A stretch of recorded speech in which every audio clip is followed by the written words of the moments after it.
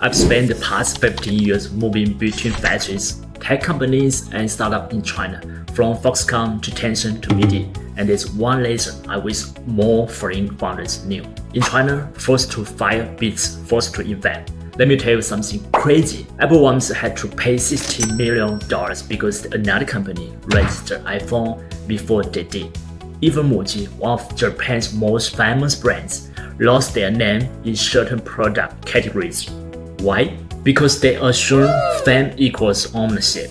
But in China, registration equals ownership. Here's something most people don't expect. Your factory, the one you trust to build your product, can actually register your brand and become the legal owner.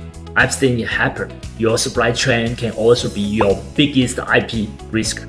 So before you send your CA device, your prototype, or your packaging to your Chinese manufacturer, take 1 hour to file your trademark here. It's cheaper than losing your entire brand later. Remember this, protection should start where production starts. That's what I help companies do at China IP Gateway. Protect their ideas, their names, and their brands before someone else files first. If your products touch China, your trademark should too. Follow me for more insights on brand protection and IP strategy in China.